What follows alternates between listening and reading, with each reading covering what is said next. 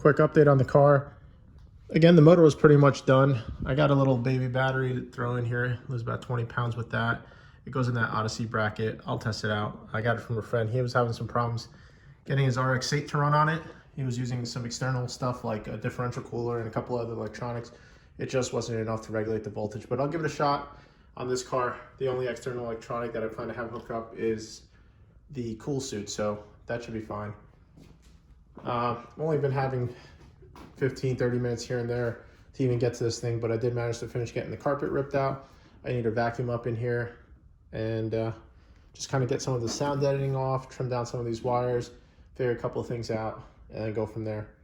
Moving on back here, I did end up selling that roll bar, so that is gone. So I'm now going to start removing all of the interior. I got the soft top out of the car. This is the radium surge tank. We'll go over that a little bit later. Starting to look like a bathtub almost with no soft top on here. So this is all about to get gutted. If anybody needs any parts, let me know. Everything in here is for sale as this thing is getting stripped down to a empty shell. All right, so just like that, the seats are out and time to start taking out the steering wheel and the airbags. So this is gonna be coming out. These are obviously highly lethal. They can kill you if they go off. So the battery's been disconnected for a while, letting any of the energy die out through the electrical system. And these are gonna be coming out. I sell all of this stuff. All this OEM stuff is worth some decent money. It's a good way just to recoup the funds as you seemingly continue to spend more and more to finish one of these builds. So stuff like this helps out. The airbags go for like 400 bucks. Obviously don't need them in race cars, so time for those to come out now.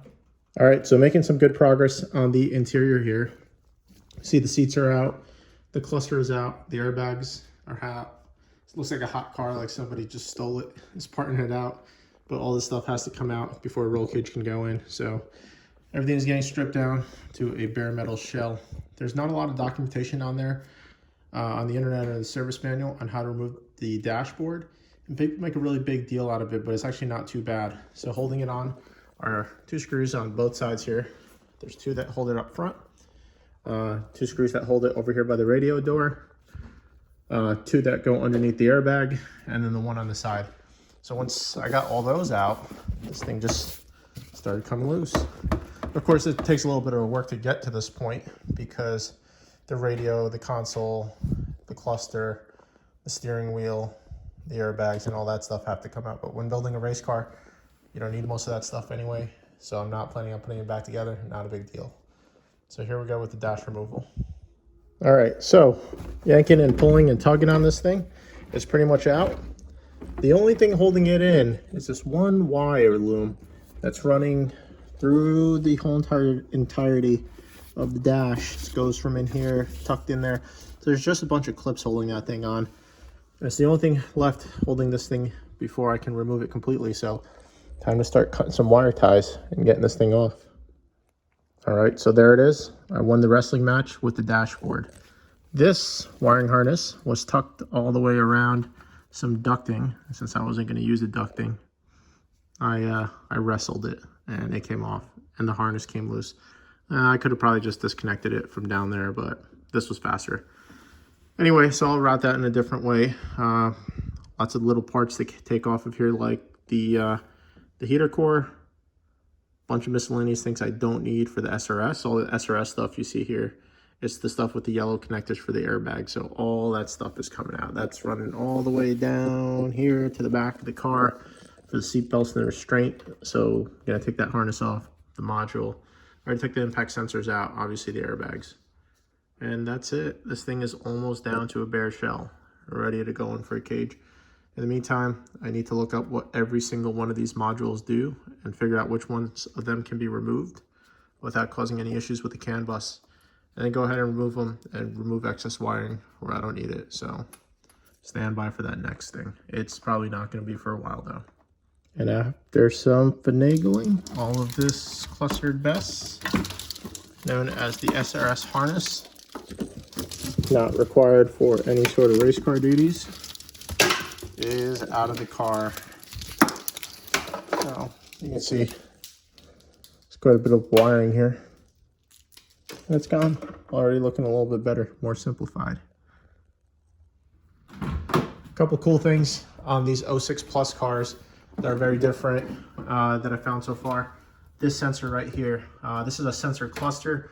This has yaw, longitudinal, latitudinal G-forces, a couple things like that. It's kind of a brain piece for the VCS traction control system.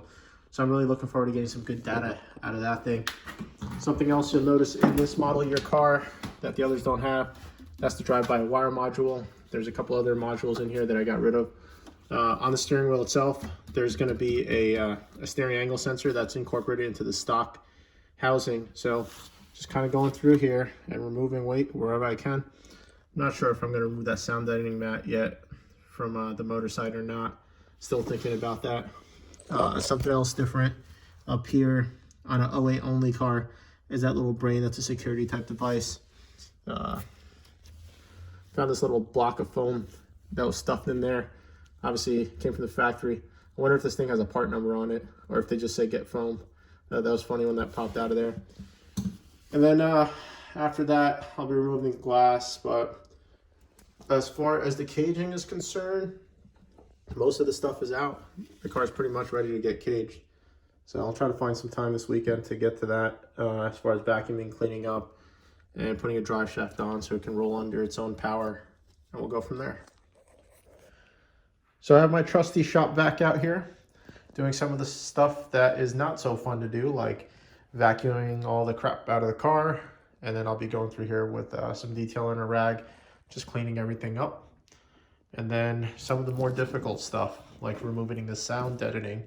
It's just extra weight in the car that you don't need. So some of this stuff over here is put on by the factory. It's just the heat shield and some sound deadening that is on the side of the transmission tunnel. That stuff's fairly easy to get off.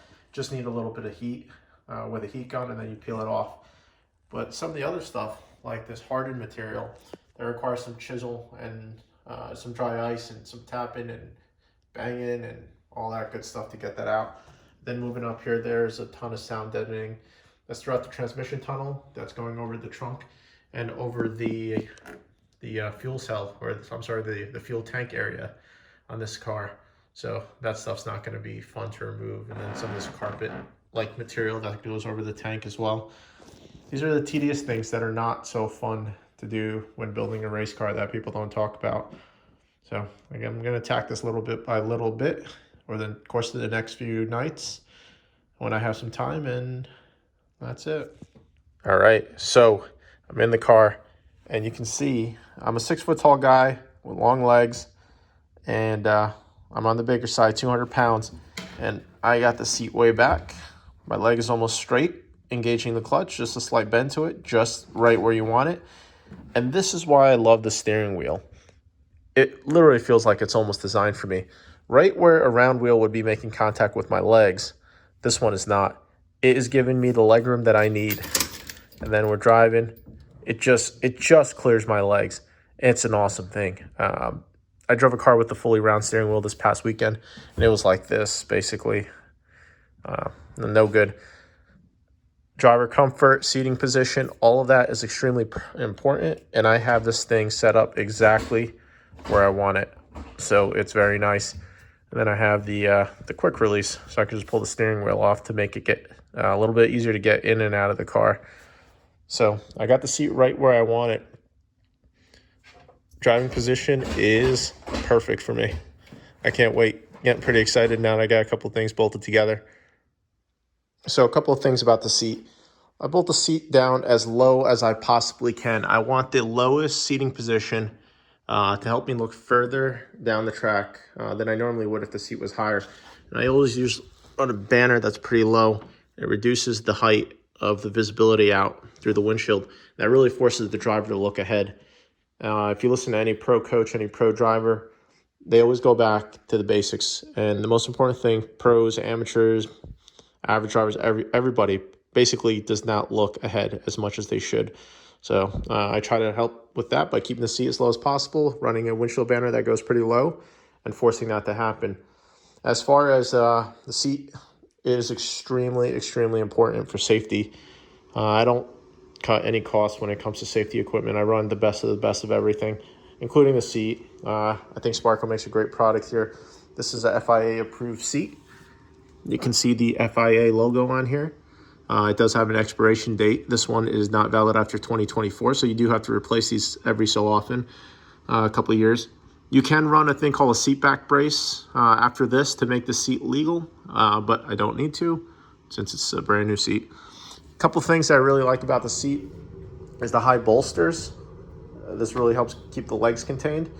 This holds my back pretty good. But the main reason that I go with this style seat is, again, the halo part right here.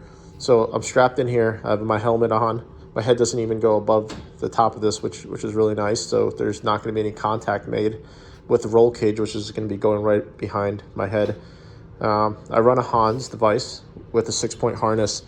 So that's going to protect my head from going forward and backward in the event of an accident and preventing any kind of whiplash injuries. However, in a side impact accident, with the Hans, the head can still move left and right.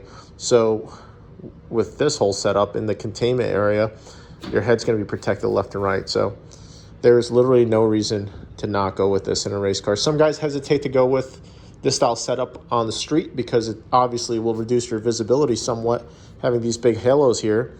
Sparco does make a seat that has bolt-on halos that you can add and remove. I don't really fit in that seat. I think it's called the Ergo. I don't really fit in it too well, so this is at the Circuit 2. So you'll see two versions of the Sparco Circuit. There's a Circuit 1 QRT now and the Circuit 2. The Circuit 2 is the large version, and the Circuit is the medium version. So again, excellent seat, looks great, fits great in the S2000. I did not have to modify anything to get this thing into the car. If you do have a street car, though, you may have to bang in the tunnel a little bit if you want to accommodate the leather trim piece that goes around here. And you may have to modify the trim piece that goes here. This car is not going to need any leather or plastic trim, being a race car. So that's not going back in, and I don't have to modify anything. When this is done, the roll cage is going to slide right on by the side of the seat. And that's where this part's going to come in very handy. This is the whole hub removed. But normally, just the steering wheel will come off. You see how much room there is to get in and out of the car with the steering wheel out. It'll make it a lot easier. So looking forward to getting this all squared away. Still trying to figure out what to do. I thought I was going to take out the glass. I'm thinking about keeping it now. Some decisions need to be made as far as outweighing convenience versus safety. I kind of like having the glass and the power and everything. It just makes it a little bit more practical with an open trailer setup. If I had a enclosed trailer, it'd be a no-brainer. I'd be ripping all the guts out of that, but I don't at the moment, so that's it. Back in the car, the reason that it was so important to get the seat mocked up and try to get it adjusted exactly where I want it, you'll see with the door closed here, we don't have a ton of room to work with. So you can imagine with some tubing going across here for the roll cage and down here over the head and then behind your back and everything like that. You know, space starts becoming an issue in these cars. So we can't run the largest diameter tubing. We want to obviously try to save two things, weight and space, as much as possible. So I needed to get this thing mocked up for the cage builder so he can build a cage for me that is placed as far away from me, the driver, as humanly possible. And to do that, it's built around the seat and the containment area. The reasons are pretty obvious, but in case you don't know and not super familiar with race car stuff, you want the cage to be far away from you as possible to avoid any contact between the driver and the roll cage in the event of a rollover or any sort of side impact or forward collision type incident. So they keep it tucked away into the roof. So when the car has a hard top on it, the top bar is going to go right over here. They're actually going to cut a giant hole on the inside of the hardtop and push the cage all the way far out as possible to the outer skin. It's that important just to try to get that extra ½ inch or 1 inch of space between the driver and the roll cage.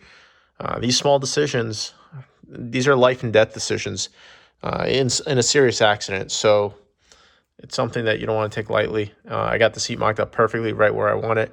I'll get it torqued down before I deliver the car to the cage builder, so he knows exactly where to build a cage around me. So today's objective is to use some dry ice and alcohol to get some of this hardened sound deadening material out of the car. The reason we want to do that is to remove weight. You can do it with heat. It'll take hours, but they tell me to spray some dry ice on it should do the trick. I've never done this. I've never used dry ice for anything. I literally have no idea what I'm doing, but I'll give it a shot. So the first round of dry icing has worked fairly well. A lot of the stuff came up in large chunks, which is nice. So I just got the next round of dry ice, 12 pounds, some alcohol.